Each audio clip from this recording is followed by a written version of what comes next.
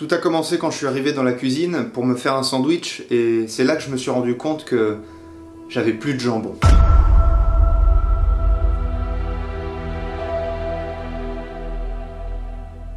Salut à tous, c'est Hugo de la chaîne NSS et dans cette vidéo on va voir un effet bien connu des émissions de télé. Même si je ne suis plus quelqu'un qui regarde la télé, fut un temps quand j'étais plus petit je la regardais et cet effet était présent dans énormément de situations, notamment des télé-réalités ou Cauchemar en cuisine ou ce genre d'émissions. Vous l'avez vu en intro, cet effet c'est le fameux effet dramatique. On met l'image en noir et blanc, on fait un zoom, on met des flashs, on met de la musique qui fait peur, des bruitages, etc. Bref, tout ce qu'il faut pour rendre une scène dramatique.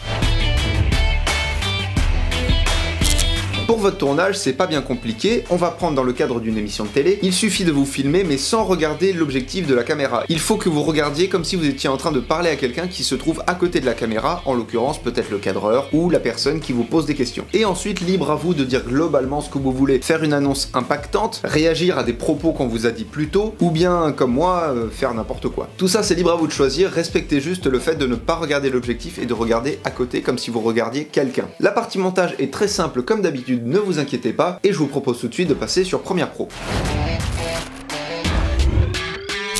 Comme je vous l'ai expliqué juste avant, on va venir créer un effet de drama, une scène impactante en noir et blanc avec des effets, tout ça. Sans effet ou quoi que ce soit, la scène ça donne ça. Tout a commencé quand je suis arrivé dans la cuisine pour me faire un sandwich, et c'est là que je me suis rendu compte que j'avais plus de jambon. Voilà, comme on le voit, une scène très attristante. Tout d'abord, je vais venir placer un effet d'impact que j'ai pris sur YouTube tout simplement, au moment de la révélation, c'est-à-dire à ce moment-là. J'avais plus de jambon. Voilà, à la fin de cette phrase, je vais mettre l'effet d'impact. Donc on va dire à peu près ici, je positionne mon son d'impact, j'essaie de le recaler au mieux et je vais baisser peut-être un peu le son parce qu'il m'a l'air un peu fort. On regarde. J'avais plus de jambon.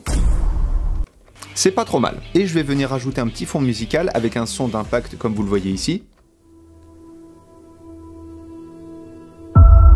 Voilà, le moment où il y a la note, ce sera le moment où il y a l'impact. Et c'est juste pour en rajouter un petit peu, évidemment. Donc je replace tout ça, je baisse un peu la musique, là ça m'a pas l'air trop mal. J'avais plus de jambon.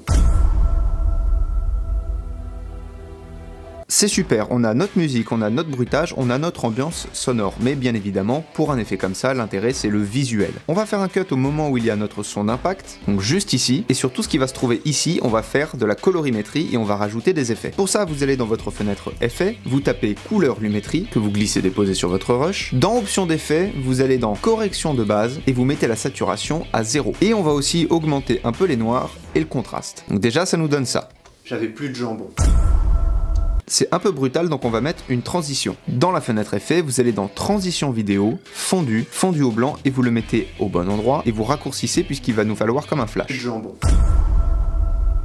Tout ça c'est super, on peut même venir rajouter quelques petites bandes noires, là pour le coup sur la totalité de notre rush ça donnera toujours sympa. Pour faire des bandes noires c'est pas compliqué, dans vos effets vous allez taper l'effet recadrage, et dans option d'effet vous avez donc votre effet recadrage et vous allez pouvoir recadrer la gauche, le haut, la droite et le bas. Nous ce qui nous intéresse c'est le haut et le bas. On va prendre le haut, on sélectionne la valeur et je vais rentrer 8 par exemple, c'est pas trop mal, et pareil pour le bas. Quand vous faites des bandes noires il est très important que celle opposée soit de même valeur, c'est-à-dire si votre barre noire du haut est à 8%, votre barre du bas sera automatiquement et obligatoirement à 8%. Vous cliquez sur l'effet recadrage, vous faites CTRL-C, vous sélectionnez le rush d'avant, CTRL-V, puisqu'il n'y a pas de raison qu'il n'y ait pas de bande noire avant, et on regarde déjà un petit peu ce que ça donne. Tout a commencé quand je suis arrivé dans la cuisine pour me faire un sandwich, et c'est là que je me suis rendu compte que... Là on voit que les bandes noires prennent un peu trop de place, du coup on va les passer de 8 à 5, et je le fais sur les deux rushs. On regarde. Tout a commencé quand je suis arrivé dans la cuisine pour me faire un sandwich, et c'est là que je me suis rendu compte que j'avais plus de jambon.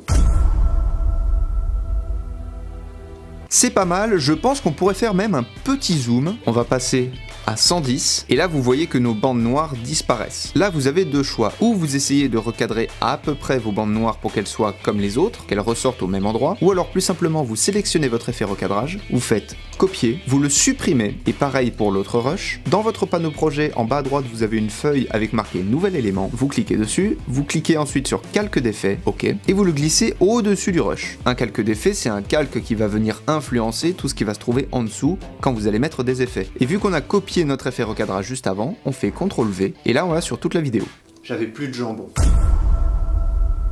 C'est peut-être un peu brutal pour le zoom, du coup on va faire une animation, vous mettez une première image clé à 100, vous avancez de 4 images à peu près, voire même 5, et vous mettez la valeur à 110 comme on l'a mise. On regarde. Plus de jambon.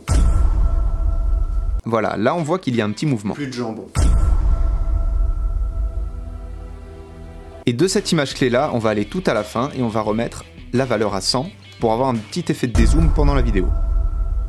Il vous reste plus qu'à faire peut-être un peu de colorimétrie sur votre rush de base, et au final ça nous donne ceci. Tout a commencé quand je suis arrivé dans la cuisine pour me faire un sandwich, et c'est là que je me suis rendu compte que j'avais plus de jambon.